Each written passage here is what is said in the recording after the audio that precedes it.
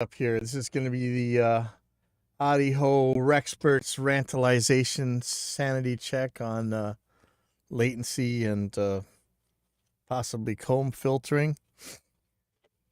And please, sorry, there's stuff going on. So there may be somebody rehearsing. So please don't let me get Pelosi'd here. I'm not out to get a DMCA violation or go to jail because somebody was playing some audio in the background that happened to be copyrighted or whatever. I'm not out to steal any other artist's money. So please, you know, let's be sensible about this. So anyways, this is about latency. Let's see. It's a little bit noisy. Let me close some stuff up here.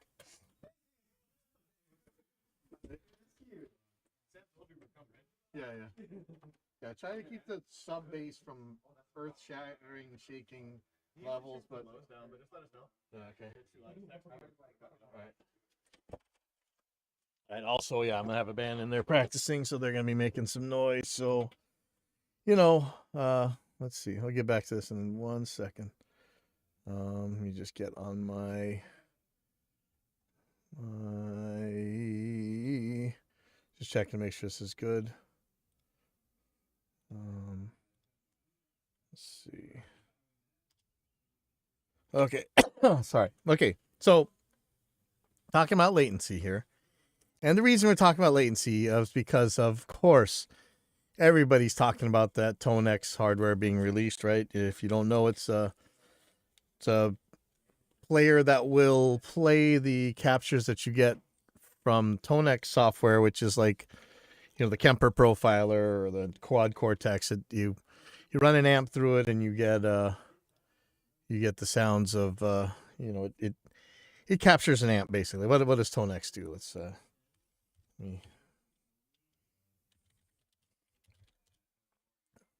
ToneX. Let me give you the read for this. ToneX is an AI. Wow, thanks for the pop-up. AI machine model tone creator player browser, standalone application to plug in to create, play, and share tone models. Browse, search, you know, blah blah blah. Okay, what is this? Okay, a revolutionary concept in rig modeling and the core of the ToneX ecosystem. ToneX software uses breakthrough AI machine modeling technology to let you model the sound of any amp, cabinet, combo, or pedal. It's not really true, is it? And turn it into a plugin, all with sonic accuracy that's virtually indistinguishable from the real thing. That part's pretty much true. You can instantly play up to 1,000 plus tone models that are already available, plus browse, demo, and download the growing number, blah, blah, blah, blah, blah. From rare, one-of-a-kind vintage apps to modern rigs, ToneX makes it possible and affordable to own the most sought-after gear in the world. It's just like the Quad Cortex. You guys know the Kemper. If you don't, basically you take your favorite amplifier that you know, you got access to, and you run a certain test signal through it, and ToneX comes and figures out how that happened and gives you back something that you can use that sounds very, very similar to what you fed into it. And let me just post this thing here. I don't know if I'm going to get nailed. You know what? I'm not going to even give them a link. Okay. So anyway, because this is a digital device, it does cause some latency. And oh, these guys are really loud. Should I throw them out? You guys hearing okay? Like in my case, I have a Helix, which is another digital device. It does like amplifiers and everything, but I'd like to run the ToneX pedal with it. Reports are that the ToneX has a round trip latency of 3 milliseconds. And let me just say, I'm going to use this definition of latency from Wikipedia. Okay, latency refers to a short period of delay, usually measured in milliseconds, between when an audio signal enters a system and when it emerges. That's the definition I'm using for latency here. So you DAW guys, you understand this concept very well. You make a sound, you record it into your DAW, and it takes a little bit before it comes out. Sometimes a lot of bit. And, there's a lot of things that cause latency. There's, first of all, there's converter latency. So when you're switching from analog to digital, you're going through an analog to digital converter, there's latency there. Sometimes it's like, it could be a millisecond. Then there's the audio drivers on your DAW, or in your OS, Windows or Mac or whatever. There's any processing delay that happens that causes latency as well, and then there's the output latency from the output buffers, and then there's the hidden safety buffers, and there are the output converter latency, digital to analog. Let's I think PreSonus has a thing about latency. Digital audio explained. They used to have a picture. Okay, yeah, let me show you this.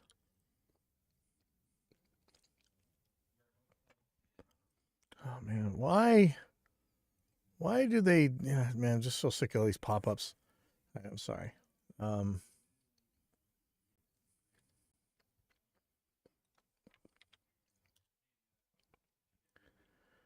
Okay, so PreSonus is showing this as what's producing the delay. Here's your instrument. Then you go to your analog to digital converters. You go to your transport input buffer, your ASIO or core audio input buffer, ASIO core audio output buffer. Actually, they're skipping a step here. There's actually, they may not be, they may be skipping it for a reason, but in reality, there could be a delay in the processing itself. That's some more latency. Then you get your ASIO core audio output buffer, or whatever drivers you're using, transport output buffer, and digital analog converter. So it's quite a bit in there. For instance, even though allegedly I don't know anything about this, I do keep over at Kailua Music School's webpage the round trip latency roundup. So let's see. This tells you, what kind of speed, what kind of latency are you looking at different buffer sizes. So at 128 samples, for instance, the it's really fast RME stuff is about 6 milliseconds, a little bit under 6 milliseconds. Actually, let me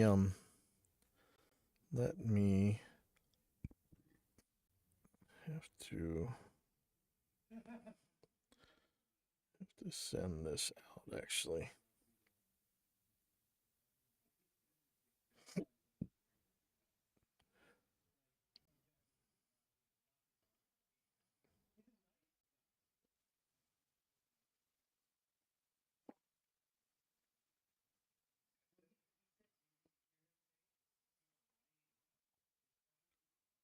Okay.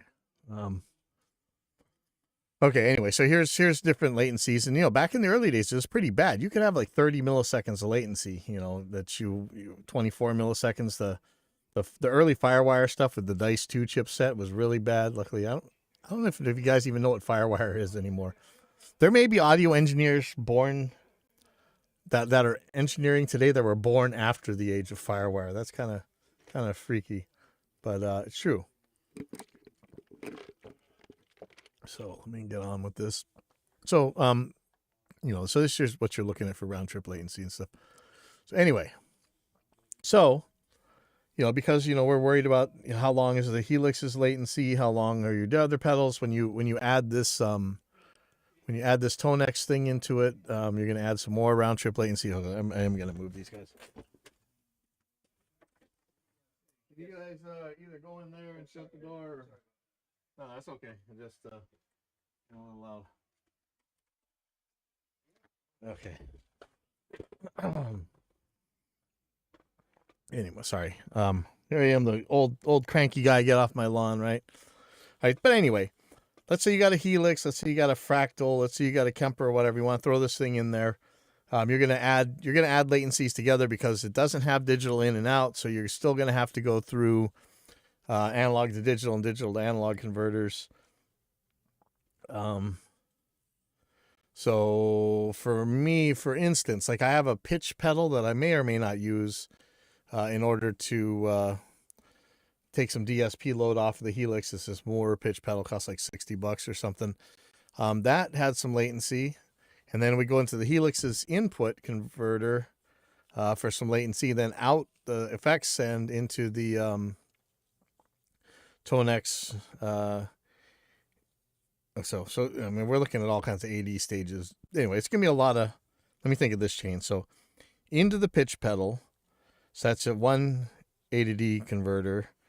Out of the pitch pedal, so that's 2, whatever process time it takes. Anyway, let's just call that one thing. Then into the AD converter of the Helix, and then out the Helix's effects sends D to A converter into Tonex's input analog to digital converter, out of Tonex's digital to analog converter, back into Helix's analog to digital converter for the effects return, and then finally out the Helix's digital analog converter for the output. So that's 8 stages, 4 sets of AD and DA. Could add up to a lot. And so I started measuring this. So I said, since Tonex, the issue of having extra A to D and D to A hits is yet again in the news. Maybe we can make a database to see just what we're getting. I plugged in the Moore pitch box and made a little test. I'm getting a reading of 66 samples or 1.375 milliseconds. I put a little picture here. I did a screenshot in Reaper, and we've just measured the input versus the output on this pitch box. Plus, I'm actually doing a -1 semitone pitch shift here to so we can get the actual latency of what I'd be using it on. Basically, I have a cover band that's doing Dio songs, and when it's Black Sabbath, there's usually a half step down. So I don't really want to be changing guitar tuning all the time. I'm just using the pitch pedal to do it. And then I did one. Here's Helix on an empty preset. Helix native sometimes shows, I think, up to 16 samples at 48 kilohertz when you're using Helix native, which is the plugin version anyway. But when I measure the hardware, I say I get 87 samples or 1.833 milliseconds, and an interesting inversion for you nutty absolute polarity purists. I didn't put the picture up, but there is it flips the polarity. I know I should say phase, but the pedants will get mad, so I'm saying polarity. But that's not really super important here. I'm assuming that the effects send and return will be similar, but too lazy to test that at the moment. I figure the analog to digital converters on the effects send and return are going to be similar to the input and output on the Helix. The implication here is that you'll be adding 2 milliseconds plus whatever latency or Tonex or whatever adds if you stick that in one of Helix's loops. In my case, because I don't really have a way to switch bypass pitch proof, I would, for convenience sake, want that in the loop and Tonex in another. I'm getting pretty close to the edge of my tolerance by adding 5 milliseconds plus whatever Tonex is. Now, I'm one of those people who's pretty much okay up to about 11 milliseconds of latency. I know people who are way more sensitive to it than I am, so that's why I'm measuring this stuff. It looks like I'm going to be good no matter how many loops and stuff I use, but oh yeah, here I got another one. Helix floor with the pretty full-featured amp, impulse response, and effect setup, showing 101 samples or 2.104 milliseconds. So basically, you're adding like 20, almost 20 samples with the with all the effects on. And that's not bad. It's still not much. I mean, that's within a margin of error. One's 1.8 milliseconds, one's 2.1 milliseconds. Yeah, that might just be measuring. I don't know. It could be right. Now, Laksu chimed in, said that Lau Gibson measured Tonex pedal as about 3 milliseconds of latency. He says, I used to run Helix floor even in a 7 cm I think they're saying the 7 cable method stereo amp setup. Just for grins. Hold on, let me mute this.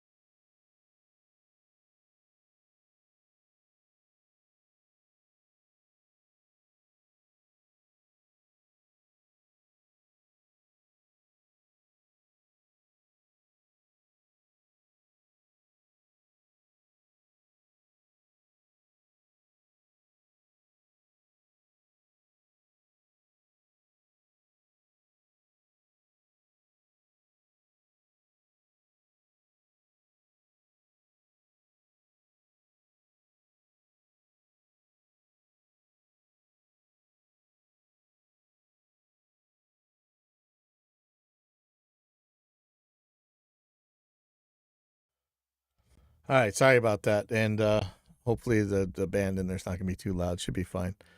Okay, sorry, all that stuff. So okay, let's go through this. Let's go through this a little bit further. If I end up, I might end up editing this. Sorry, this is like, was that 5 minutes of dead time or whatever. Um, so again, Loxu. I wonder if that's how he says his name. I don't know. He says Lau Gibson measured tone X pedal is about 3 milliseconds latency. So if we put this the way I have it right now, 2 milliseconds helix in and out, 3 milliseconds for the tone X pedal, plus another 2 milliseconds for this effects send. We're talking 7 milliseconds. Not super bad. We'll live, right? Not great. That's way past where a lot of people will complain with my RME setup. At 128 milliseconds, I'm probably getting like a 6 millisecond round trip latency setting, and that's not super bad. But if we do a calculator, let's see, um, let's see, let's what do you call note duration to milliseconds calculator. Let's just look at what that means.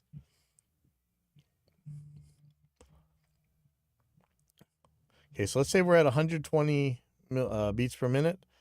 A quarter note is 500 milliseconds. 128th note is 16 milliseconds. Okay, so yeah, you're getting into musically significant territory there. If we went back and looked at that round trip latency thread, when you're looking at stuff that's 24 milliseconds, you're getting there. But you know what? Show me a band that plays consistent 128th notes, and please let me record them, because that's going to make life a lot easier for me. But again, it will affect your timing possibly. It's really weird because some people it doesn't affect them at all. And like I say, if I'm under 11 milliseconds, I'm pretty much okay. I would like to be under, I like the kind of near immediate times that the Helix is doing now. Man, this is getting too loud. God, sorry about that. Okay, but anyway, so actually saying I used to run the Helix floor in a 7 cable method stereo amp setup. So that's 7A to D to A conversions. I still did not find this latency to be an issue in any way. I think that's kind of pushing it. But longtime listeners of this show will know that, a few years ago now, God, it feels like an eternity now, but a few years ago, I did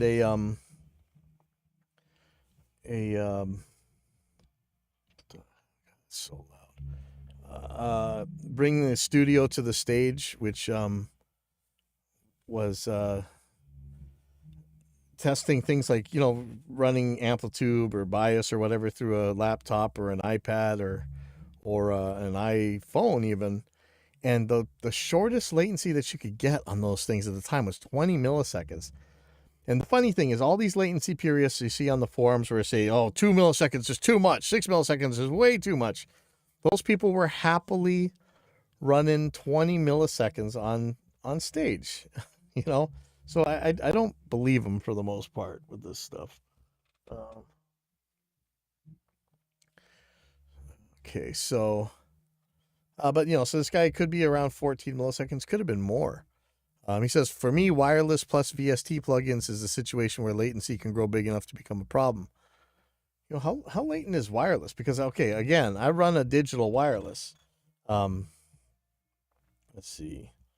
Latency of line 6 G50. I don't actually run the G50 anymore, and I think you guys know why. I found that it distorts, and it's funny because all these purists and stuff who insisted on that stuff didn't seem to understand that it distorted, but it does. It's pretty bad actually in the high end. I'm using a Shure PG wireless. It's supposed to be a cheap hunk of junk one, but it's funny, that one actually works really well. Though it does distort too, but it distorts in a way that I'm not really hearing it. Someone's saying that let's see, latency. Play an outdoor gig. I'm looking through People are saying like 4 milliseconds from the Line 6 G50. Wow. I wonder what the PG50 is. Latency or whatever it's called. Latency of the Shure. It's a Shure PGXD. Let's see. PGX digital latency is 3.5 milliseconds. Youch. Okay, so I'm adding 3.5 milliseconds that I wasn't even thinking about. So I'm going to be getting up there into my 11 millisecond stuff if I throw this ToneX thing in the loop. I've been playing through the wirelesses since I had the Helix though, and I hasn't bothered me at all. So maybe man. So we're getting up there. Anyway, so Laxu continues. Even then, you mostly only notice the latency if you play shred stuff where you find you're not quite hitting your notes, etc. Lysander says, I always found funny how the same people obsessed by latency tend to be the same who will build a pedal board with 5 digital stomp boxes just to plug it in on a tube amp. Yes. So, I like to point out that the sommelier wine snobs that are always going to, just talking dumb crap on the forums are usually the Tonewood true believers or whatever. It's just funny how they're like, you got to be tube. And then they throw a bunch of transistor pedals in front of things. So, yeah, I don't know. And Laxu answered, is this the same group who gets worked up over their all analog, all tube purity by running a bunch of solid state true bypass pedals into a tube amp? Yeah, so that's exactly what I always say. It's like funny how you guys care so much about the purity of this stuff, and then you run a bunch of transistor pedals in front of it. So they're showing wine snobs.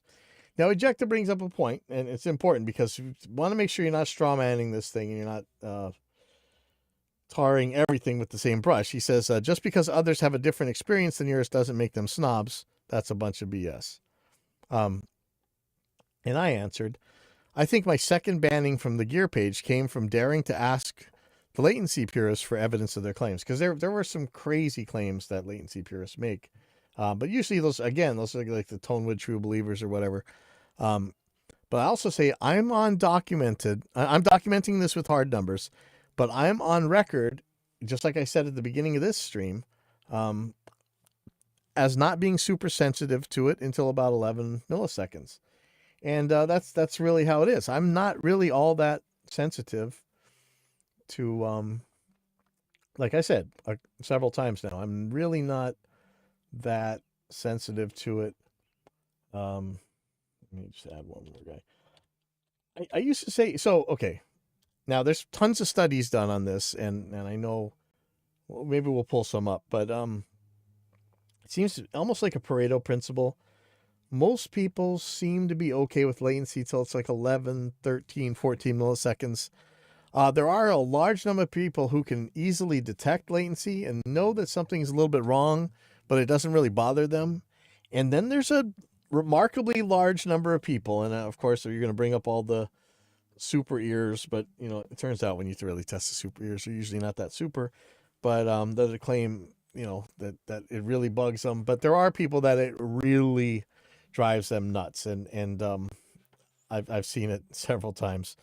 People who just absolutely makes them bonkers when there's much latency at all. Now, of course, and here's where this thread, the reason I'm even doing this stream is because if there's a parallel path where you can hear the actual audio through the air immediately, and you hear the latent audio coming up, it gets weird.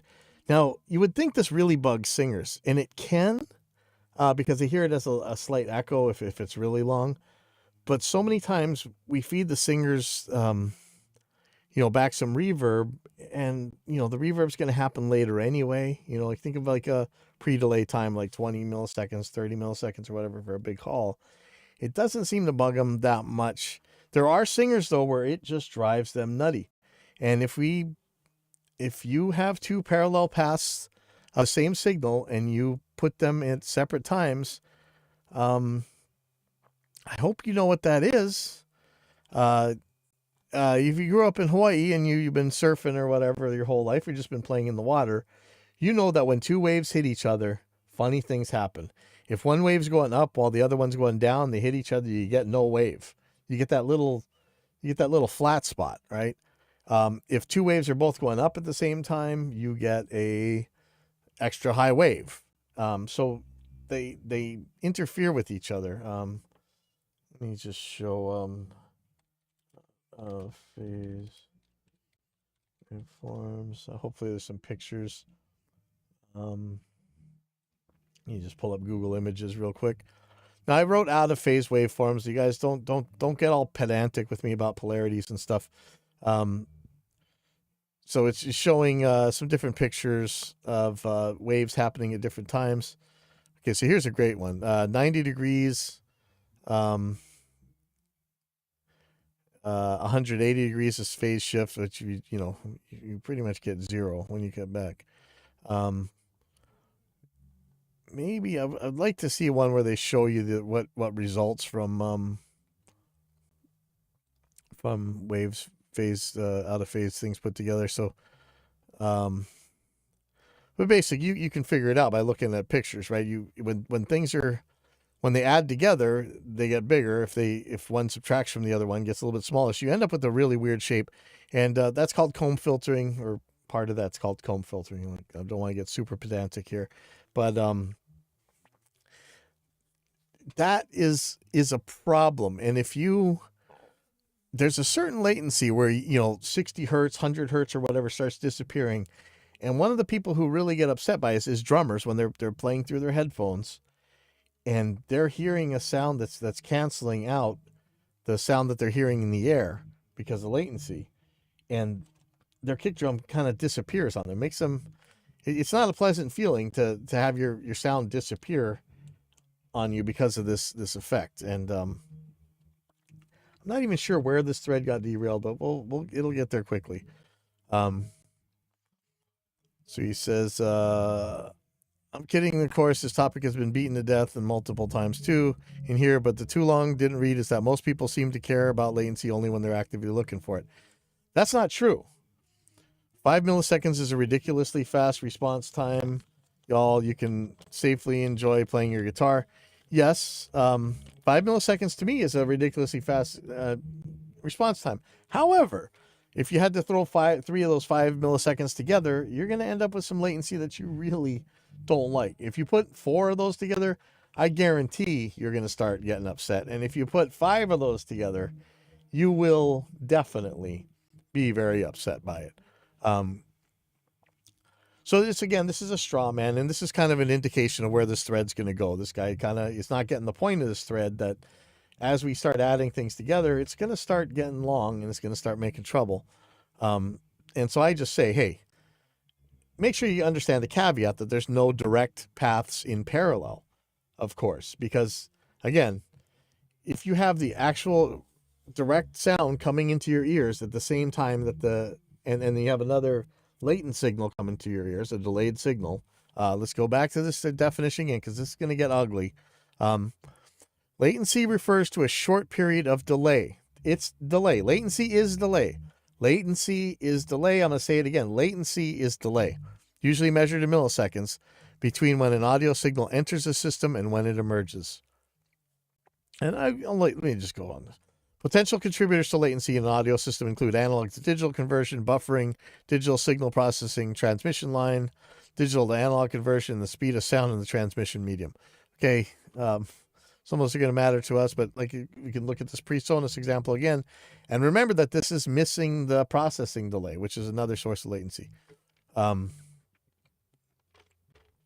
James Freeman asks, is anyone interested in DAW latency and testing what latency it starts to actually bother you? I'm looking at the final round trip number, which in my case is 7.6 milliseconds as reported in my DAW, with a buffer size of 256 at 996 kilohertz. Actually, is that a bad number? Usually you're gonna have your latency at 96K. I would expect, well, I guess it's kind of normal, guys. So if we were at 48K at 256, you'd be looking at like 14 milliseconds. God, that's harsh. In my opinion, under 10 milliseconds is low enough to monitor my voice in headphones without noticing latency. Your own voice is the most critical latency test since you naturally hear your own voice instantly all your life. In other words, hand-ear latency is much more tolerable than voice-ear latency. Hand-ear latency, what I think he's referring to here is if you're playing with a really latent signal, you pick and then it comes out later on the speakers. It's upsetting. If you go far enough away from your wireless back in the analog wireless days, you would hear that, and man, it's something else. But everybody, when DAWs first came out and people first started playing their guitars through their computers, most drivers out there had some pretty crap ass latency. So you were you felt it. You picked your string, and then later on it comes out the speaker. And I agree that 10 milliseconds, under 10 milliseconds, is generally going to be okay. Like I said, I'm running about 6 milliseconds on my setup, but I can easily tolerate twice that, or not twice that, but twice of the buffer, which is going to bring me a little bit higher. It's going to maybe 11 milliseconds. A test you can do in your DAW is to use a simple digital delay set to 100% wet with no repetition so you can simulate latency and check what value starts to bother you if the current round-trip latency of your DAW is imperceptible. Another test I like to do with DAW guitar plugins is loop the processed output to a second input with the patch cable. Quickly tap the guitar input plug with the metallic object and measure the sample distance between the two inputs. If you check, that's exactly what I did at the beginning of this thread, and that's what that picture is. This automatically removes 180 buffer stage when measuring and gives you real-world analog in to analog out value, or what you actually experience when playing. How does that automatically remove one buffer stage? Hold on. In my case, the measured round trip with latency with Helix native is 11.3 and without is 11 milliseconds. That's slightly longer than the driver reported round trip of 7.6 milliseconds in my DAW settings, which might not be accurate in the first place. And totally fine for live voice or guitar monitoring in my personal experience, of course. Edit with the buffer size of 128 samples. I get 8.7 milliseconds measured analog round trip latency. Now that's not really good drivers. At 96K, that should be a lot better. But let me remind you that, of course, the hidden safety buffer, which is usually the Achilles heel of this stuff, don't go by your DAW's reported latency. Even if you're looking at my screen, you see Reaper's got its reported latency here, 2.7 milliseconds in, 3.7 milliseconds out. That's that may or may not be true. I think Army is pretty good about telling you what's actually happening there. But again, that's not counting converter latency either. All right. But anyway, I'm thinking that somebody is not maybe not understanding the spirit of this thread. The reason is because we're going to be adding a lot of latency in by adding multiple stages of analog to digital converters, that we do care how long the latency is. And this isn't about how short it is or how long it is before it starts to bother you. This is about how long it's going to be. I want to measure how long these things are going to be, but somehow this thing derailed. Laksu says, another good option, even though it doesn't come with as clear numbers, would be to test, for example, how much you're bothered if you enable pitch shifting on a modeler. It often has the highest latency penalty out of any effect. And that's true. If you look at, like Helix has for the poly pitch shifter, there's like a setting for how fast you want it versus how accurate do you want it, or how many artifacts do you want it. The better sounding you make it, the slower it's going to be. And it can get seriously latent. So he says, I find that I still play all right with the virtual capo on my Axe FX3 enabled, but I think it starts to get in the way if I try to shred. Totally fine for some rhythm playing, though. So I can understand those Steve Vai can spot latency things because he plays fast leads a lot at a way higher level than me. Lysander says, true, but there are many reasons pitch shifting virtual capos throw players off other than latency. But in this case, we're talking about latency, so come on, guys. There's tracking stability and the disconnect between the acoustic sound of your instrument makes and what you feel under your fingers. That is craziness. Okay, so if you play quietly and you're playing with a pitch shifter, like I have to practice this Black Sabbath stuff with a half step down pitch shifter on, and I can still hear my guitar strings that play that are playing at their regular pitch. So it is very disconcerting. However, It kind of goes away when you're playing loud enough to play with the band. But again, we're talking about latency here. But okay. Long live Steve Vai, but he complains a lot about digital latency when he's perfectly happy running in AxFX in his Synergy effects loop. Single digit millisecond latency is low enough as to be quite literally physically imperceptible for humans. I don't think that's true, which is when we wade into the terrain of psychoacoustics, where subjective perception plays a major role and things are much more complex than just scientific measurements. I would say that psychoacoustics is a science, and you can actually do measurements in psychoacoustics. But let's just see. Minimum perceptible audio latency.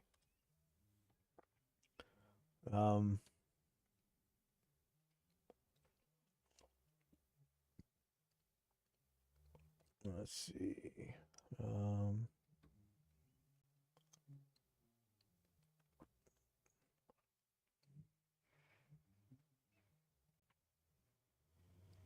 Perceivable latency latencies. There's something on the save space, but I really want to see some scientific stuff. That's not a very good source. Do you know any resources of knowledge about this? Yeah, let's see. Let's see. Now, again, we're only talking about minimum perception when there is not another parallel path to the ears. If you have two paths going, again, you're going to make comb filters and other issues. But it may be true that a single digit is not enough to really be perceptible. I know people who very much get upset. They can when I try and record them, it gets much more than 7 milliseconds or so. They start getting a little bit goofy. There's a claim here that says 32 samples is perceivable latency and it bothers them. For others, it's fine. I think there's a difference between noticing latency and allowing latency to hinder a performance. Yes. Yeah, I don't see any scientific papers here. How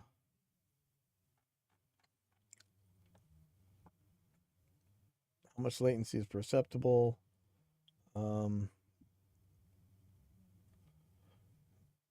Yeah, I don't know. This may be true. The single digit is imperceptible. I doubt it. But that's okay. Laksu is answering that. I don't disagree at all. It's just something that's easy to try out, experience, and straight up higher levels of latency.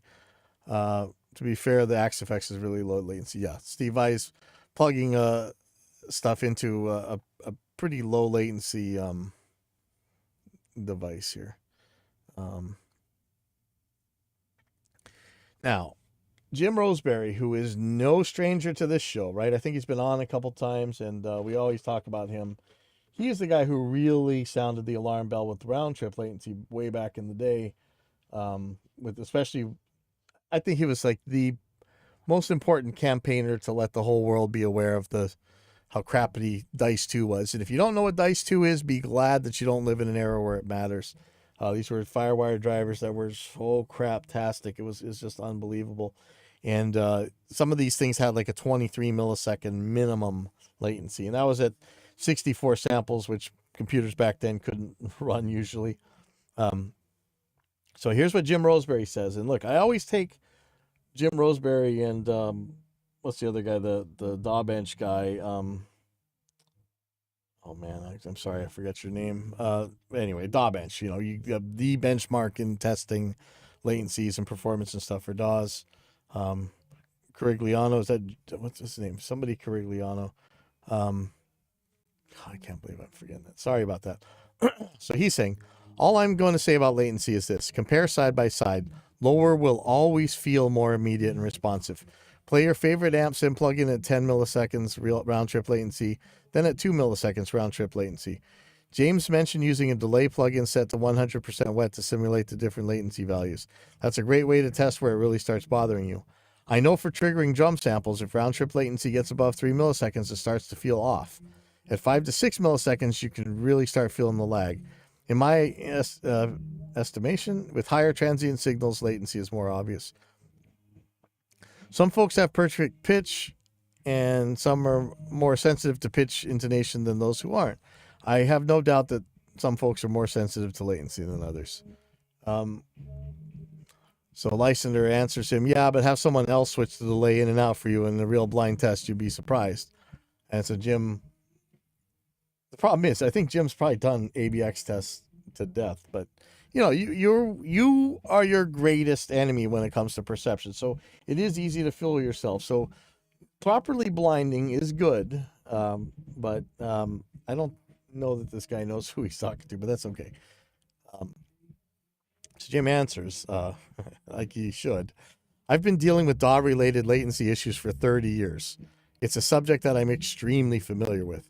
When my career started, we have to monitor off the console while tracking to avoid 10 to 12 milliseconds latency. At that time, some PCI audio interfaces offer hardware-based monitoring, but it was Spartan compared to what's available now. 25 years ago, I was hired to tech some sessions in Nashville, Memphis Horns, Terry McMillan, Tabitha Fair, etc. Those session players would absolutely not tolerate 10 to 12 milliseconds of latency. We tried, they bitched. My job was to make the sessions run smooth, to keep the DAW machine out of their way. At that time, that meant avoiding software-based monitoring. I'll repeat myself. Try playing through your favorite amp sim at 10 milliseconds and 2 milliseconds. Quickly switch back and forth. There's zero doubt in my mind which feels more immediate responsive. I've done these tests thousands of times. When triggering drum samples, it's extremely obvious.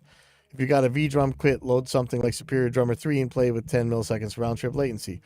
Now play with Superior Drummer 3 with 2 milliseconds round-trip latency. Guarantee you can feel the difference. Again, these are claims, though. If it wasn't coming from Jim Roseberry, I would say, you know, I don't care that you're making these claims.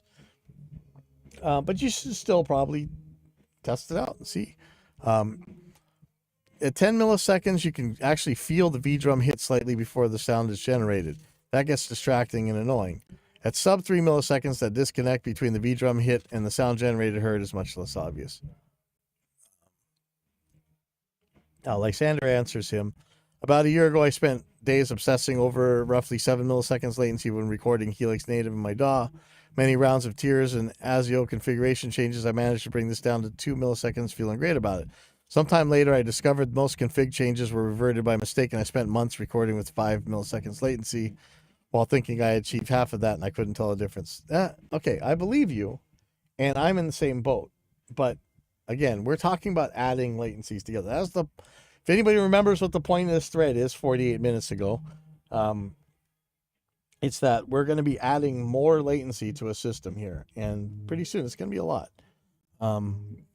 So James answers, at 120 beats per minute, a 256 note duration is 7.8 milliseconds. I'm not trying to disprove anyone's experience, but unless the drummer is a machine, he's not playing 256 notes on the beat at 120 BPM. Neither can anyone have a sense of feel or groove for such a note length, be it a digital or analog. And again, that's true for what it matters. Was the reported 10 milliseconds an actual measured analog RTL drum pad to headphones? Jim is the guy who pretty much coined the term round trip latency for anybody that uses it in the audio world. He is the evangelist of using that term. Let's put it that way. Can be easily measured by miking the drum pad, looping back to process MIDI trigger sound, and counting sample distance. And Steve Vai can't groove to 256 notes at 120 beats per minute either. And I think that's true. And Lysander again says, honestly, it seems most people don't realize how small of time frames we're discussing here. Double digits, aka 10 milliseconds, is normally mentioned as the threshold where digital latency becomes noticeable for some. For reference, that's roughly the same experience as standing 10 feet from your guitar speaker. Now, I bring this point up all the time. When you're talking about latency, you know, sounds traveling about a millisecond, right? So 10 feet away from your amp, there's your 10 milliseconds. But when you're standing right next to your amp and it's coming out 10 milliseconds later, things feel a little bit goofy. And again, we're talking about adding latencies together. Just a couple pedals could easily, remember I said, just the Tonex and the Helix together is 7 milliseconds already, plus the wireless, we're already up to 10. add the little pitch pedal in there, and you're gonna be up to 12 or 13. Jive Turkey chimes in. He says, "I feel it with the tone X in the FM loop. I think that's some kind of fractal model or something. It's not undoable, but it certainly exists."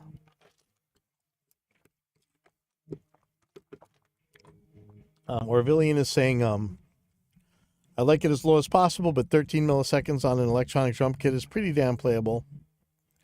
Most people start to notice latency around the 15 to 20 millisecond zone." It's funny because when I say things like this, I get banned off forums, but it's true.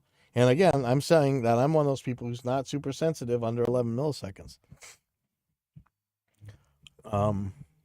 He also goes on to say, people who buy e-kits regularly have to put up with 10 plus milliseconds, and that is entirely in the box, keeping the computer out of it. The TD50 quotes 7 milliseconds, but I'm not sure how accurate this is, or even if it's consistent across all kits or DSP loads.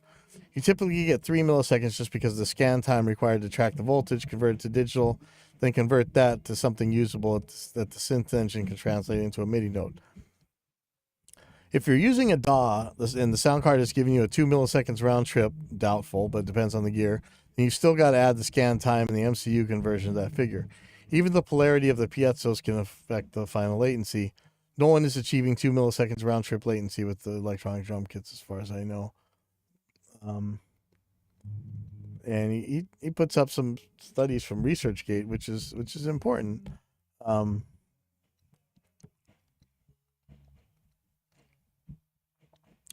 Let's see what they're saying.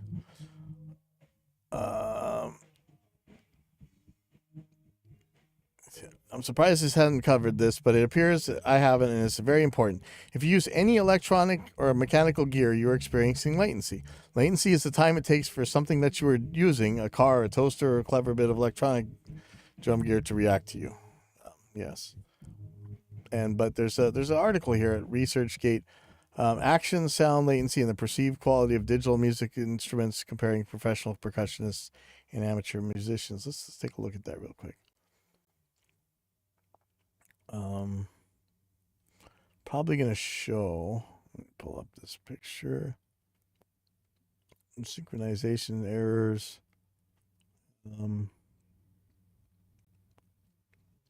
Where's the abstract?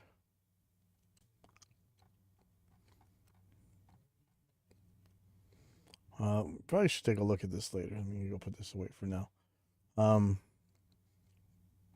James Freeman also says, then there's a factor of whether you can hear your instrument acoustically along with the process sound. Bingo! I've noticed that I can tolerate longer latencies if I can't hear the guitar acoustically. Bingo, bingo, bingo. Now we're talking, all right? It doesn't have to be that quiet before you can hear your, and you can certainly feel your pick hitting the thing. Metropolis 4 says, when I was using a laptop rig and could monitor latency, I found I started to notice when it got above 7 milliseconds, and it started to bother me when it was above 10 milliseconds or so. And a lot of times when people quote latency figures, they're just going off of the reported latency of their DAW, which may not be all that accurate, again, because of the hidden safety buffers and whatever else converter latency. I also remember walking the house with a wireless 100 feet from the stage during sound check and thinking it felt a little weird, but I could still easily play with the band. The general rule of thumb seems to be the more you focus on it, the more you notice it, and the more you look at it and talk about raw numbers, the more... Okay, I'm not worried about that part of it. Our villain says, another thing to add, don't trust the numbers on your DAW reports. Thank you. Always measure the input-output latency by looping the playback system to an output-input, recording it, and comparing the offset to your source signal. Now, Jim Roseberry is going to reply because, man, I'm telling you, he could be wrong about things, and you know the most dangerous term you ever hear is "in my experience," right? We know that. Still, this is a guy who's gone through a lot of this. Let me turn on my AC. Sorry.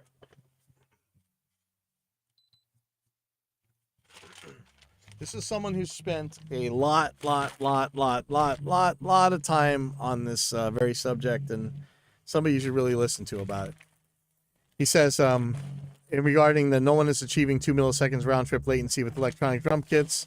Point taken, but my point is still valid. Lower latency is always going to feel more responsive and immediate.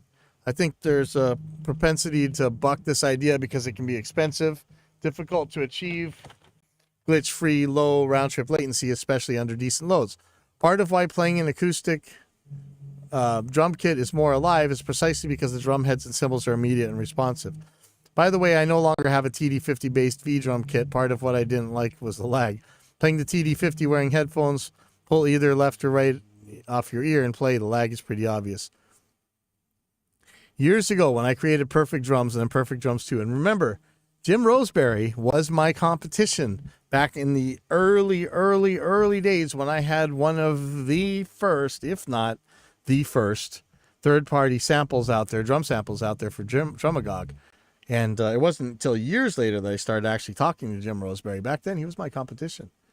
Okay, so he says, I did a lot of triggering drum samples via drum cat, trap cat, V drums, etc. There's zero doubt in my mind that when the DAW was set to 3 milliseconds round trip latency, it felt a whole lot more immediately than when it was set to 10 milliseconds round trip latency. To your point, there was also latency from the trigger process itself. Some have perfect pitch. Some are more sensitive to latency. Some are distracted by fan noise, drives me crazy. I've sent back an expensive Neve summing mixer because of fan noise. Neve refers to the fan as quiet. Some can tolerate the noise, some can't. Now, Lysander is going to push back on that to the claim that lower latency is always going to feel more immediate, more responsive. He says, I humbly disagree. Lower latency is always desirable, but there's definitely a threshold where differences become imperceptible. That threshold tends to be higher than most people tend to realize, too, and it has everything to do with human performance limits. Now, Lysander is being the good skeptic that I try and be all the time, but we're going to see some stuff. So Jim's arguing back. He says, and before doing that, you need to do a loopback test to make sure your audio interface driver isn't causing an offset. Many ASIO drivers don't report their latency accurately. Remember, we keep saying this. This causes a time offset. Take a short spike, high transient audio signal, route it from analog output to analog input, and record the result. Zoom in fully, and you'll see that the two spikes are perfectly aligned in time. If there's any difference, you need to add a manual offset and samples in the DAW. So that has to do with the auto lineup junk that DAWs can do. You can turn that off. Make sure you do when you're testing this thing. And he's also saying not all humans have the exact same performance limits. Watch Stan Lee's Superhumans. Some can climb much faster than a typical human due to muscle composition. Same with world-class sprinters. Some have accuracy with aim that most people can't achieve. For someone with perfect pitch, an A4 a few cents out may drive them crazy. Doesn't bother most folks. While it's fun to poke at Steve Vai's 2 millisecond comment, he may be able to sense the additional lag. Laxu says, which we really can't prove without putting Vai to a blind test. It's possible he can spot it. He is from another planet after all, but for us mere Earthlings, it's not a problem. 2 milliseconds may not be a problem. It's not a problem to me. Unless, again, there's a parallel path going on, which is so important to keep stating. Lysander says, I can confidently state he cannot, and this is not guessing either, no one can. No more than one being able to run 100 miles per hour or seeing infrared light. These are inherent limits to how all of us are built. The thing is, I'm also 100% certain he believes he can spot it, and that makes all the difference in the world. Psychoacoustics are weird. If one is convinced they can hear something, you will hear it. How many times have we showed the McGurk effect on here, right? When somebody makes a different shape with their mouth, you hear a different sound, even if the same sound's playing. That's kind of scary. So if Vi is convinced a few milliseconds to throw its playing off and he builds his rigs accordingly, well, that benefits him and all of us. And Somebody Blick says, Vi has later said he can't feel the latency of running his Synergy preamps through his Fractal, so he wouldn't be using amp models either.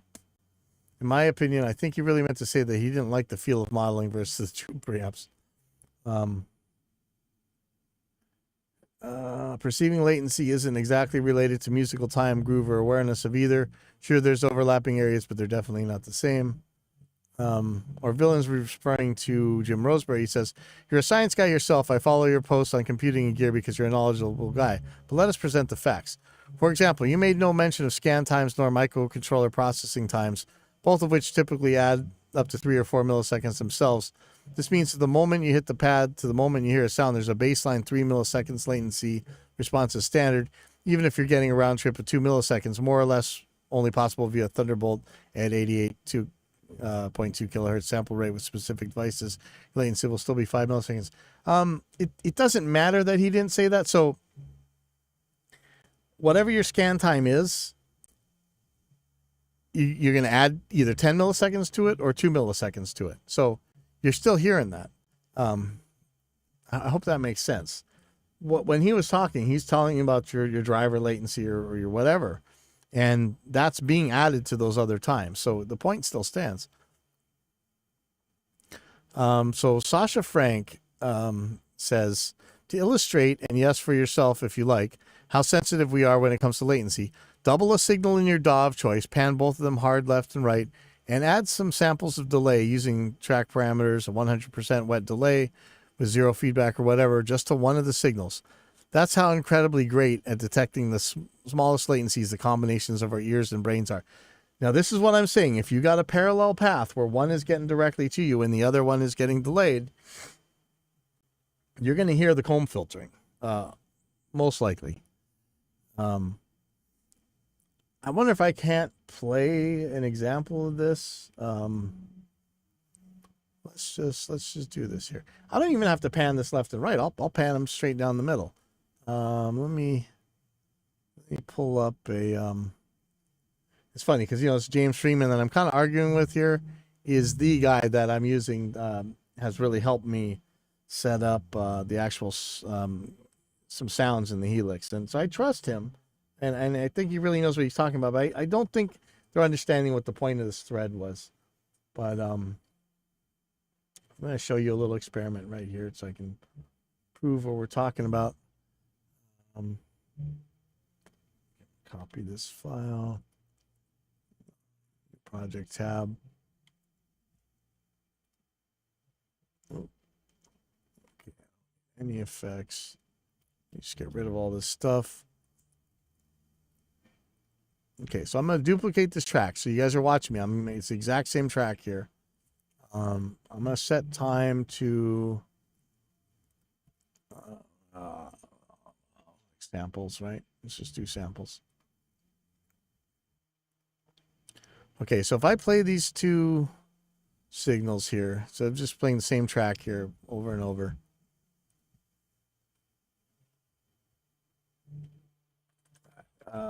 Let me send these to the master, sorry. But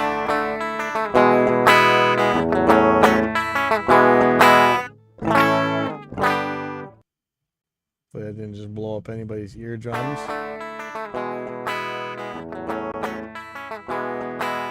Okay, actually, you're getting some of the effect because it's getting into my microphone. I should be using headphones to do this, but I don't care. We're going to figure this out. Okay, so now watch what happens when I flip the phase of these, or the polarity. You get nothing, right? Okay, now I'm going to zoom in on these guys. Really close, down to the sample level here, right? So I'm going to add a little marker so we can see where this thing was originally. Just going to move this a little bit. We're going to play this at the same time. I'm not even going to pan this.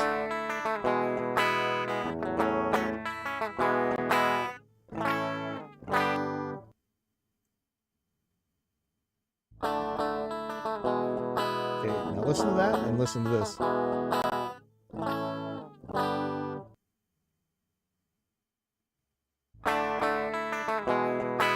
In fact, I'm just going to loop an even shorter section. Okay, listen to that.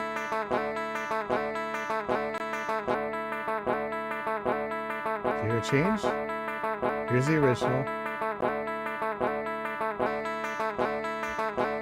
Okay, so move it a little bit more. You hear that?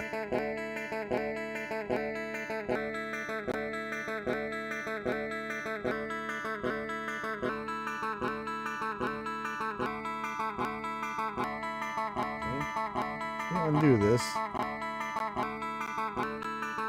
Okay, we'll change this to milliseconds now.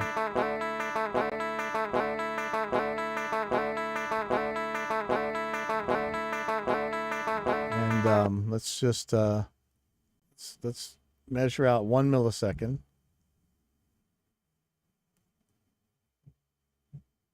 Okay, so here's 1 millisecond.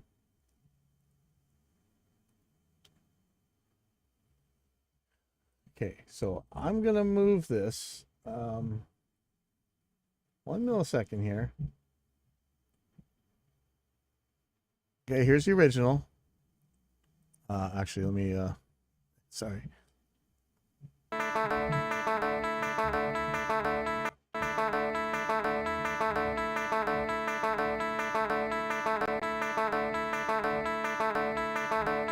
I'm going to move this 1 millisecond, just a millisecond, okay? Not 10 milliseconds, not 11, 1 millisecond. Tell me you don't hear that? Here's the original. And here's it moves.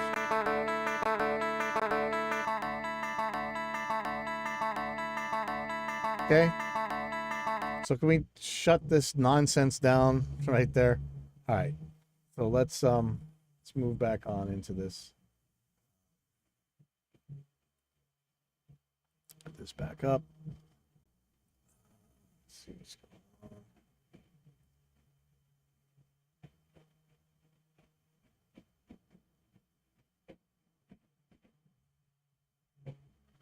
on. Okay, so go back to this latency thread.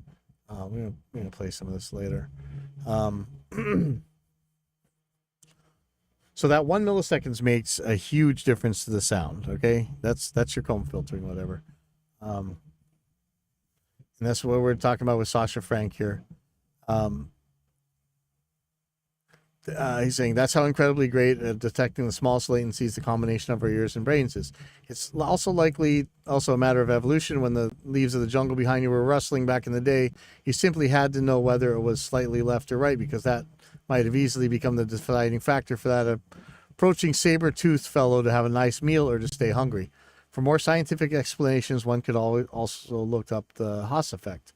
And I'm not sure I want to get into that in this, but no, this isn't all too directly related to AMP modeler and DAW latencies. It just goes to show that, at least in general, our senses are absolutely suited to deal with extremely small latencies. And the Lysander pushes back. That is by definition not latency.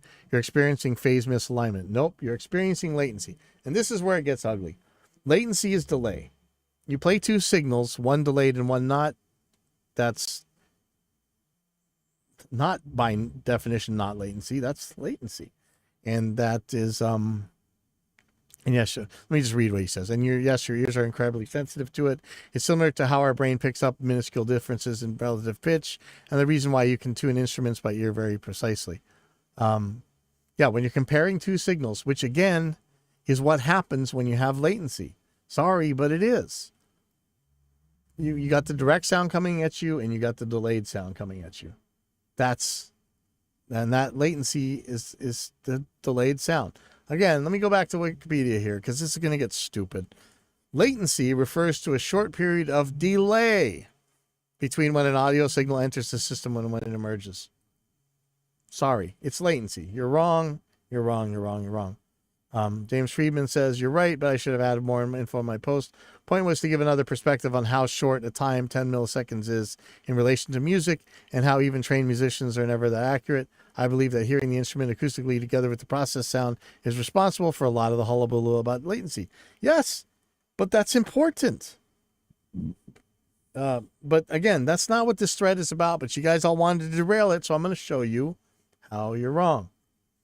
This thread was about how we were going to add up a lot of latency, and pretty soon it's going to matter. So already with my wireless and the Helix, I'm at, what am I? Let me go back to the beginning. Sorry. Already with my guitar and the Helix, we are at, 5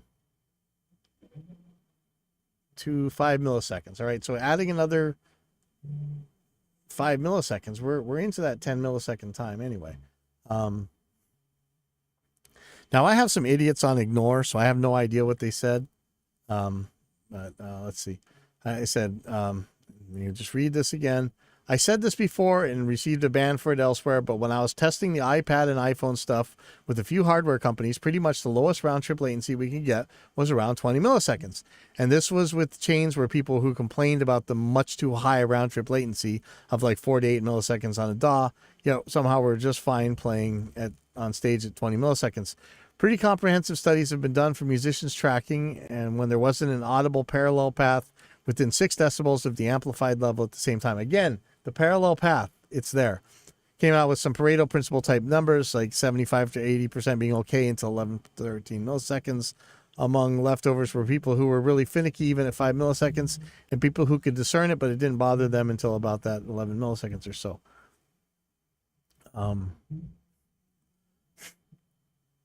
Lysander's saying something to somebody. I'm really not sure I even want to bother with this, but not what people refer to when discussing latency, in particular digital latency, which is by itself very nature, frequency, and phase invariant. It can be frequency and phase invariant. However, when there's a parallel path, it's going to matter. And that's what I keep saying. James Freeman said, so I'm responding to James Freeman when he said, I believe that hearing the instrument acoustically together with the processed sound is responsible for a lot of the hullabaloo about digital latency. And I say, it definitely is a big one. And back when Jim Roseberry was spreading the gospel and we first started making the round trip latency roundup page, which we showed earlier, it was a perverse relationship where nearly the shortest latencies were the most dangerous because of phase cancellation with parallel sources near the same volume being heard by the performer. Again, I keep bringing this back to when you have a parallel path. Now, Lysander, here we go. He starts to respond to me. I have the utmost respect for musicians like Royal Blood's Mike Kerr, who made pitch shifters a staple of their sound because, the difference between what you feel from the instrument versus what comes out of the speaker when using those throws me off regularly. Okay, well, we're still talking about pitch. Jim is saying, again, this is back to where we were saying that he wasn't talking about the scan times, and I said the point still stands when you talk about 10 milliseconds versus 2 milliseconds, and given that the scan time is the same, you're just adding those together anyway, so it still matters. So he's saying, not disagreeing about the scan times, would you rather trigger those SD3 samples with 6 milliseconds, 2 milliseconds DAW, or 14 milliseconds, 10 milliseconds DAW of latency? 6 milliseconds is going to feel more immediate. Both PCIe and Thunderbolt can potentially yield extremely low round-trip latency. Thunderbolt provides external access to the PCIe bus. Put another way, if there was no performance cost penalty for running at lowest possible round-trip latencies, who'd choose to run at high round-trip latency? And he's also responding to Sasha Frank about doubling the signal in your DAW. This is a good example. Short delays are how we locate sounds in 3D space. There was an article I read years ago that discussed using short delays to accurately pan signals. If anybody wants to know about that, that's a phenomenon called Haas panning. Let me type that in real quick. That's HAAS panning. Okay. Haas effect is a great alternative to panning. Let me read this.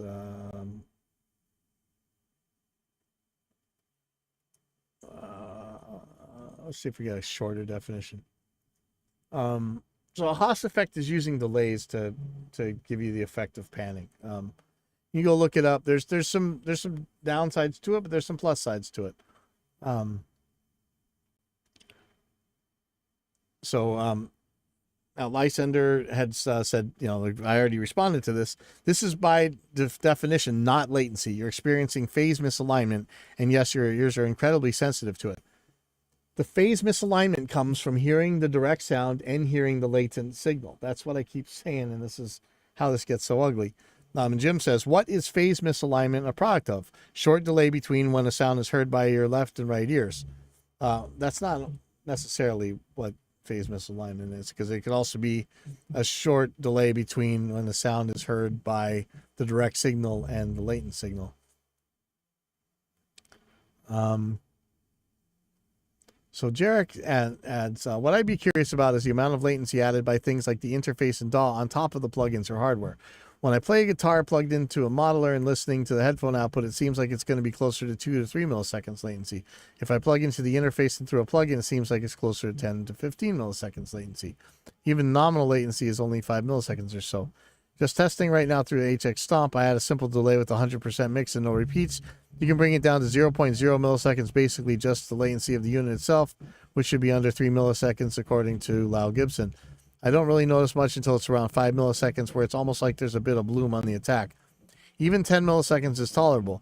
By the time I get to 20 milliseconds, it's definitely feeling a little bit more like delay than a straight signal. At 30 milliseconds, it reminds me of playing through plugins from a decade ago, which when it really starts to bother me. So Lysander and Jim Roseberry are going back and forth. And I think I'm going to limit these things to where we're actually talking about what this issue is. He says he's responding to when Jim asks, what is phase misalignment a product of when you hear two different sounds? He says, yes, but the flight time for the sound to reach your ears is exactly the same. You're just feeding them two different signals out of phase. But that's not what we're talking about. I think Jim shouldn't have said it that way. He should have just said direct sound versus this delayed sound. Tread carefully around ad hoc examples of latency in music here in general. If they involve multiple sounds at the same time, they're showcasing them something else. No, they're showcasing latency. You're hearing the direct acoustic sound and you're hearing the delayed sound.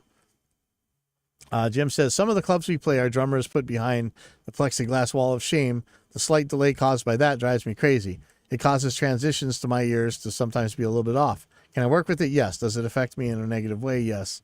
I don't want to be defending bald assertions, and even though this is Jim Roseberry, in some ways, I guess you could claim that these are bald assertions, so I should be careful about this. I have to actually, sorry, 1 second. I got to put an Allen wrench back. So I actually had a guitar where Allen wrench holder was missing one of the Allen wrenches, and that is a terrifying thing when you play a Floyd Rose. Sorry about that.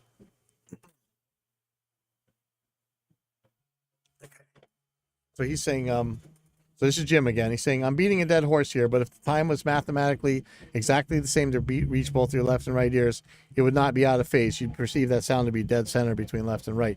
You can use Sasha's example above, a very small delay on one channel of a stereo signal to effectively pan and position it. As I'm sure you know, you can phase align tracks by sliding one either earlier or later to where the peaks and valleys hit. And of course, he put that in quotes for a reason. And I made the comment, using the term round trip latency is like rubbing a lamp, and instead of a genie popping up, you get Jim Roseberry. So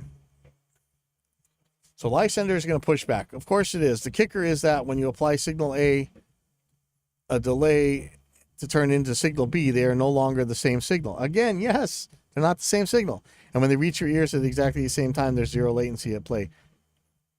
Yeah, but now you've mixed them together. What are you even saying?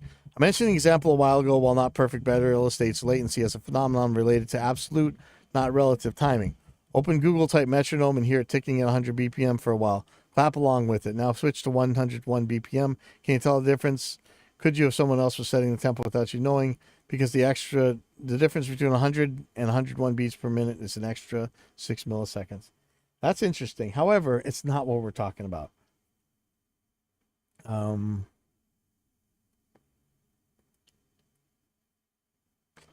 Somebody says latency monitoring has become pixel peeping for guitars. So Lysander says that is by definition not latency. You're experiencing phase misalignment, and yes, your ears are incredibly sensitive to it. Sasha Frank is answering that with, it is phase misalignment caused by latency. Yes, Sasha, that is exactly what it is. Or latency you become aware of due to phase issues. I've explicitly said it wouldn't be tactile latency, just a means of perceiving latency. What we're dealing with when using digital equipment in terms of latency usually comes down to a mixture of several things, phase issues being one of them. So Orvillin is talking about, scan times to the drums and stuff, and he says, I'm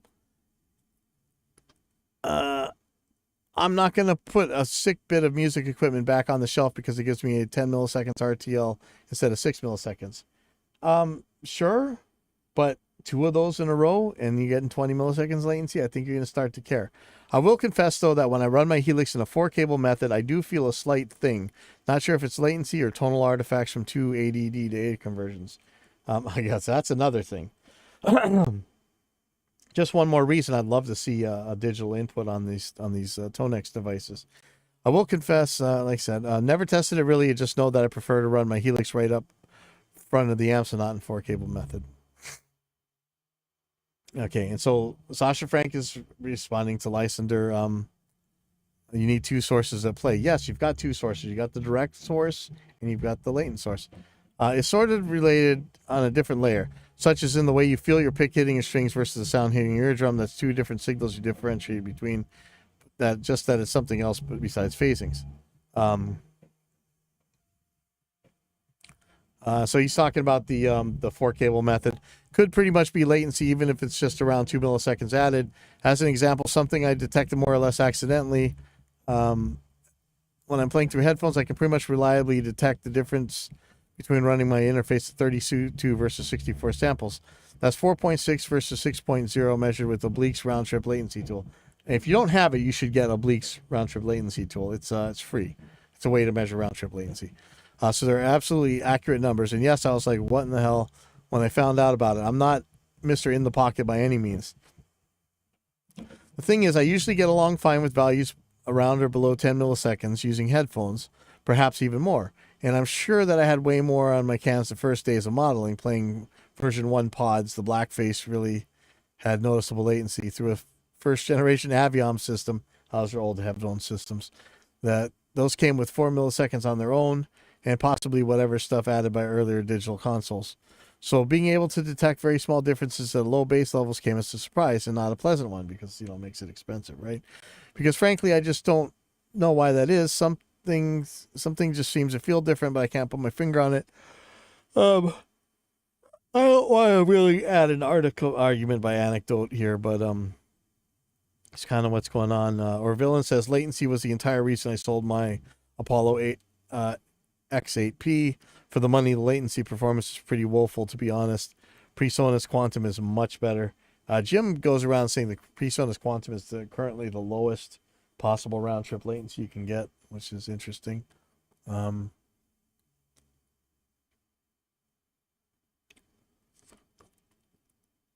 Jay Mitchell, again, this is somebody who has a lot to back him up, but I don't always agree with. He says, there's always a lot of verbiage in threads like this, and there's meaningful content interspersed with irrelevant and or incorrect statements. I'll itemize the basics here for reference. 1. Latency is undetectable whenever a listener is only exposed to the output of a system. That's a really good thing, too, since the total latency we can listen to on a recording can now exceed 100 years. Okay, that's a little bit snarky, but it's true. Recordings have been around for more than 100 years. And so the time it took for the input to go in to the time we actually play that record could be 100 years. So when you're only exposed to the output, it's undetectable. Mostly because you're not providing the input. All right. 2. When a signal is mixed with the delayed version of itself, there will be multi-source interference. For example, when a signal mixed with the same signal delayed by 0.5 milliseconds, note the decimal point, there will be a broad magnitude nulled center at 1 kilohertz. This is painfully audible. This is what I'm talking about when at certain latencies where the drummer's kick drum goes away. But the ability to hear it has nothing to do with your ability to detect latency. Okay, you could say that, but it does have the ability, your ability to detect the effects of latency. So it's still latency. Latency is causing the problem. Just because you can't detect latency at that speed, given one signal at a time, you could definitely, latency is creating that effect. 3, many purely acoustic instruments have substantial latency. A piano can have latency defined by the time it takes for the player keying a note until the hammer strikes a string of as much as 200 milliseconds and seldom less than 20 milliseconds. See, there's a scientific paper, Touch and Temporal Behavior of Grand Piano Actions. A pipe organ can have latencies of multiple seconds. 4, if you're singing or playing a wind instrument or horn and monitoring yourself with cans or in-ear monitors, there will always be a mixing of the sort described in 2. Yeah, so you are hearing the latency. Sorry, I think you really shouldn't have put the thing in number 2 the way you did. You hear your voice or instrument via bone conduction as well as through your cans or in-ear monitors. You might actually hear it through the air.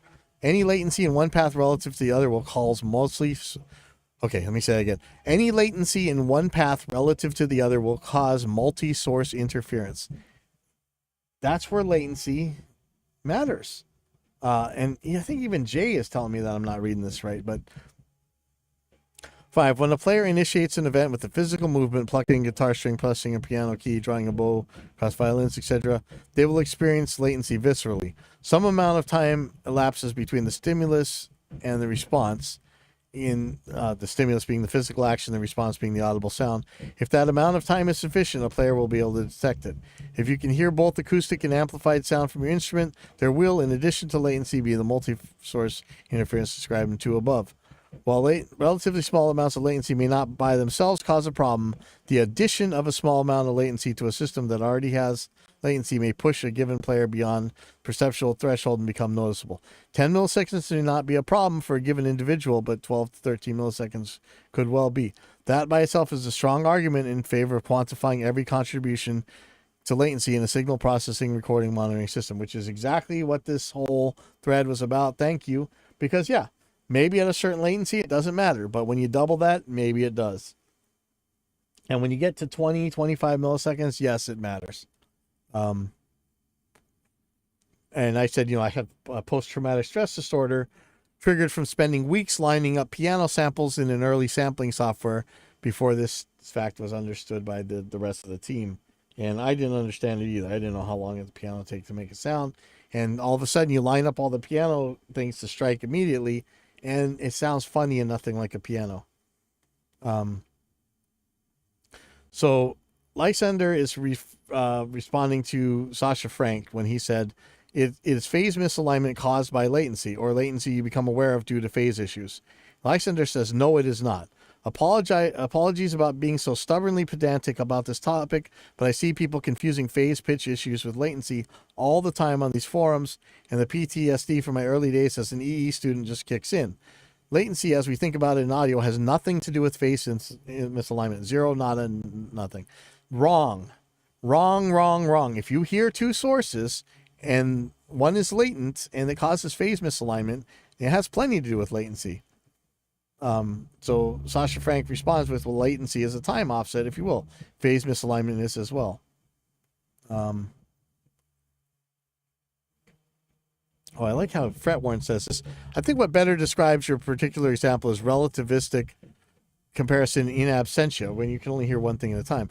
Fancy words meaning that much like a non-perfect pitch for some people, if you don't have a good representative pitch in your head or a good sense of time regarding a metronome, you would never be able to distinguish between the 2 different pitches or a tempo sans reference. But again, we're talking about 2 signals that you're hearing at the same time that are reaching your ears at different times.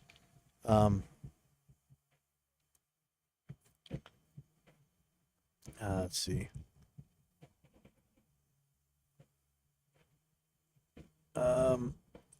So I respond because I'm trying to bring this thread back to where it actually mattered and what we were talking about in the first place.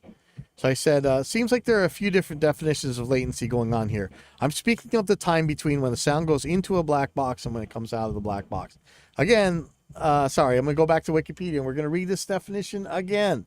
Latency refers to a short period of delay between when an audio signal enters the system and when it emerges. That's all I'm talking about.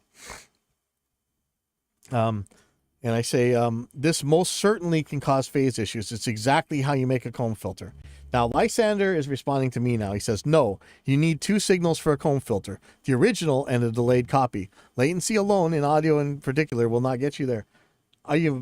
Were you blind? We're talking about 2 signals. We're talking about the original and we're talking about the latent signal. And so I say, yes, you have the direct signal acoustically traveling through the air and the delayed signal going through the black box. That 13 to 20 milliseconds of latency of early budget interfaces was exactly about the perfect for making drummers think their kicks and toms were disappearing as they played them, for instance. And so he says, look, it doesn't matter. So this is Lysander. This is where it gets all derailed. It doesn't matter. The latency of a comb filter arrangement is 0, regardless of how long a delay you use in it. Whatever propagation delay you experience, acoustic in this case, happens on top of it. Or to be more technical, the behavior of a comb filter depends on the relative propagation delays of 2 otherwise identical signals, and the latency of the whole thing will be dictated by the fastest one alone. just completely missing the point.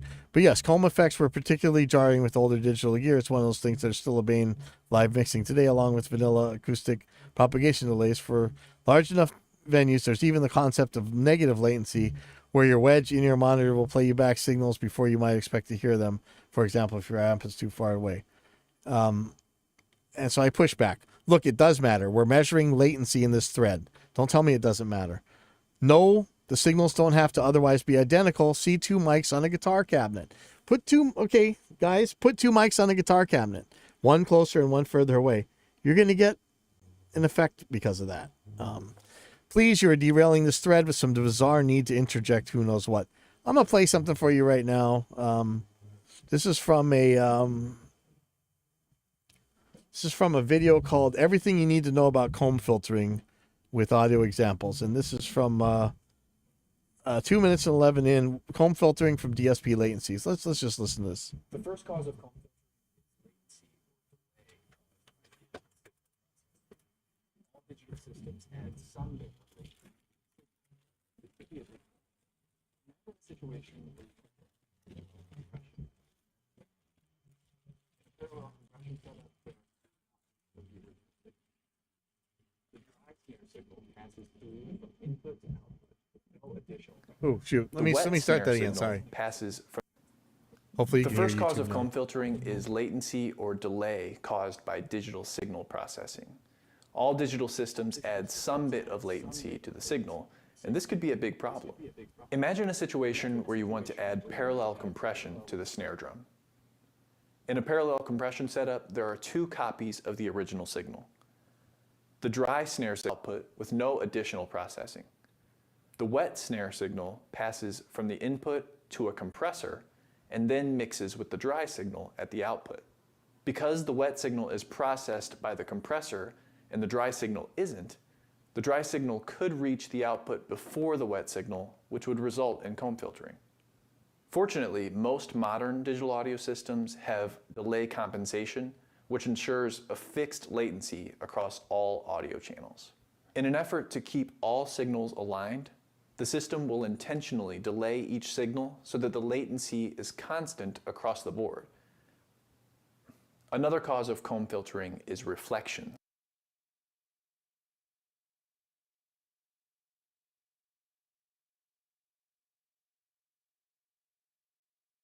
Well, I want to play another one here because it was my claim about, when you're micing a guitar amp.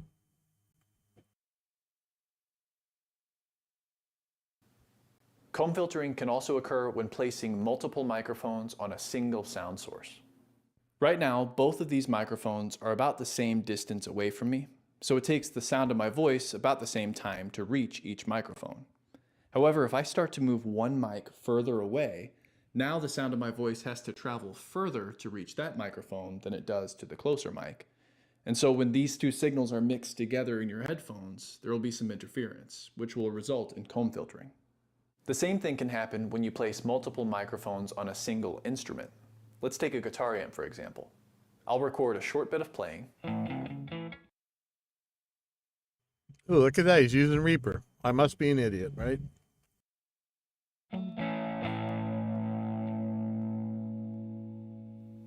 Now let's take a look at the waveforms from the two mics inside the DAW. You can see that the sound from one mic is a little behind the other mic. To fix this, I'll adjust the distance of the mics until the waveforms are aligned.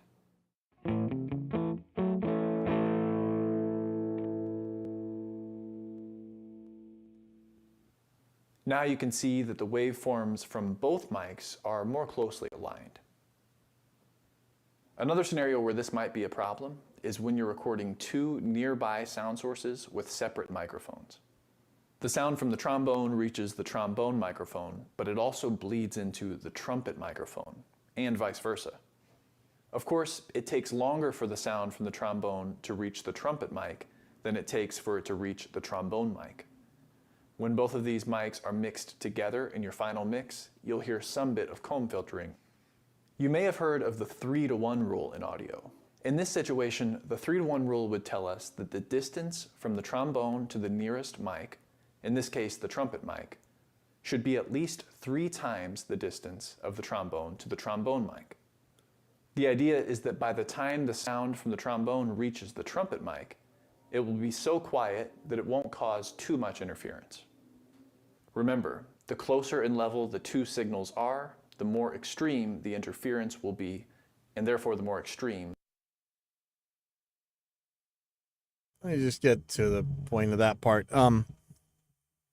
Showed 2 things, that DSP causes comb filtering because of latency, and that 2 microphones cause comb filtering, which again is the same thing. It's latency. The microphones are in different places in time relative to the signal, space, time, whatever. Oh man. So yeah. So Sasha Frank goes on. For what it's worth, all latency, regardless of whether it's phasing, comb filtering, real delays, or tactile issues, only exists because of time misalignments. They're all just different sides of pretty much the same story, and sometimes they come combined. When a singer has monitoring issues while tracking, is that tactile latency? Or is it just the comb filtering between the skull signal and the headphone signal? I would say it's both. What I'm saying is that it's a good idea to be aware of all of them. And we haven't even talked about human latency compensation yet, and how it is quite a lot different whether we compensate for hardware or plug-in latency in a tracking situation. And so the Dunning-Kruger of this thread, Lysander, said, "Sweet baby Jesus, well, I tried." And Sasha Frank says, "Yeah, you did." And then Jay Mitchell jumps in here. Remember, so I'm getting these guys confused, Jay Mitchell and James Freeman. Jay Mitchell seemed to make perfect sense with his 5 points up here, but now he's saying, let's see, he's talking about the negative madness things. So he says, if people won't accept the basics, it's very difficult to have a discussion of finer points. So I say, you know what? Let's see. What basics aren't people accepting? This is all a derail. I started the thread to measure latency. Take it up with Danish Pro Audio. And because I put up a thing about from DPA mics. Somebody who knows what they're talking about at this. I'm not calling up Paul Reed Smith to talk about Tonewood or some nonsense. We're talking about, scientific audio principles. And they're saying comb filtering. Comb filtering because more than one microphone is open and picking up the same signal at different positions. One signal is delayed relative to the other. That's the basics. So there you go. Let's see. I'm sure somebody's responding and getting snarky. Nope. Okay, good. So Orville's saying there are reasons we have different terminology for different things. It isn't appropriate, in my view, to refer to all of these things, comb filtering, phase cancellation, microphone arrival time differences, as latency. I think it's perfectly appropriate to refer to the delay between 2 microphones as latency. Maybe, I guess you could argue that, but right enough. And so Jay Mitchell tells me, download Room EQ Wizard and acquire IRs of the device using a loopback of the sweep as an absolute time reference. That way you're eliminating the round trip latency of the sound card computer drivers from your instrument. I have no idea what he's saying. He's not. How many times have we talked about Room EQ Wizard on this show, right? But it really has nothing to do with anything I said. And I said, when I said take it up with DPA, he said there's nothing to take up with DPA. Comb filtering is caused by arrival time differential. Exactly what I'm saying. Comb filtering is caused by arrival time differential, not latency. No, it's caused by latency. Note the word differential. 2 or more signal paths are required to create comb filtering, which occurs independent of latency. No, the 2 or more signal paths, one is latent to the other. One is delayed to the other. It's just wrong. And so Orville's saying, like, he's making whatever Jay was saying about Room EQ Wizard. I have no idea why he was even saying it, but Orville's responding to it. Says, how so? At the very least, you're going to end up getting analog to digital, digital analog latency, which can be significant depending on the number of stages. It's usually quite negligible, though. If you set up Room EQ Wizard to use ASIO, then you're definitely going to have some amount of latency imparted by the ASIO driver, sample rate, and buffer settings. And even if you cut those things out, that breaks the very definition of round trip latency. A typical use case: signal in, AD conversion, sample rate, and buffer size results in latency factor. Digital to analog converter with has its own latency, speaker's ears. For an accurate round trip latency figure, you want to measure everything in the chain between the signal and speakers. It doesn't make sense to me to weight a test toward the very fastest possible processing chain, which isn't representative of actual use cases. I agree with you entirely on comb filtering not being caused by latency. It's the wrong word for it. I disagree. So I just said I have Room EQ Wizard, but this has nothing to do with anything I posted. And when he's telling me about microphones, differentials, I said, this has nothing to do with anything I said. Again, I think you're thinking of someone else. And I was taking this up with Orville, and when he says, I agree with you entirely on comb filtering not being caused by latency. It's the wrong word for it. And I said, comb filtering can and does most definitely happen when two of the same signal arrive at different times. So I don't think he likes the word latency for delay, but sorry. And then someone says, even though doublespeak is prevalent these days, nay, epidemic, the original meaning matters. I'm not changing the original meaning. You're putting audio through a system and you're delaying it. So he's still saying the word latency isn't a catch-all term for any time a signal doesn't arrive instantaneously. Is that true? Even though I said what someone's saying it was, in the context of this thread, original post, round trip latency, it is certainly a term for a delayed signal. This is like 666 layers of pedantic hell. I don't even understand what's going on here. But is that even true? The word latency isn't a catch-all term for any time a signal doesn't arrive instantaneously. Actually, I think it could be. And Sasha Frank says, so if you're recording a singer monitoring through headphones and she is complaining about the weird warbly effects or whatever they may say, in other words, comb filtering happening because of the misalignment of the signal heard through their skulls and their headphones, that comb filtering is not caused by latency in your book? Yes. So me and Sasha are pretty much on the same page here. And so I said, okay, someone on my wavelength. Thank you, Sasha. Do you have any idea what this rabbit hole they're going down is even about in the context of this thread? I'm genuinely totally confused by the obfuscation. And so Jay is asking, to be sure we're talking about the same thing. The procedure I cited is for measuring the latency due to an outboard device or system, not the round trip latency. But I don't understand why. So I posted this. I said, here, let's at least agree in this thread that in this context, we're talking about latency. And it's a latency, the Wikipedia definition again. I'll read it again. I don't know, it's like the fifth time. Sorry. Latency refers to a short period of delay, usually measured in milliseconds, between when an audio signal enters the system and when it emerges.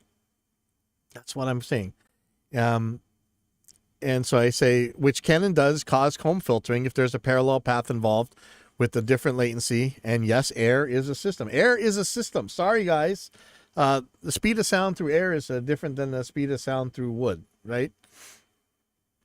And so Lysander is responding to me saying, for the nth time, no. The fact that you have a parallel path with the delay will cause comb-like interference, but that has jack diddly to do with latency. Both the sound signals propagate at the exact same speed. No. Well, they move at the same speed through the air. Mostly. Actually, that's not even true.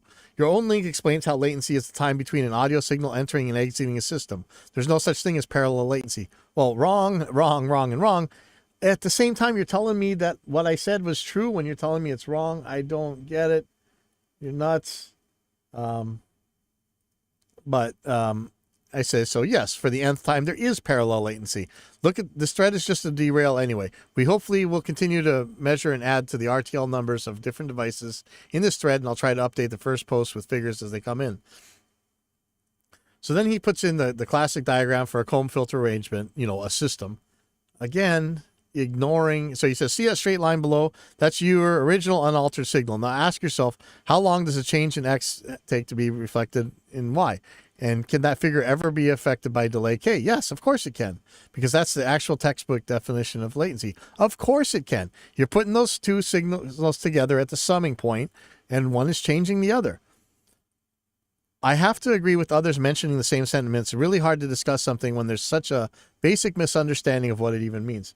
Again, somebody tell me what I'm getting wrong here, because let me read this again.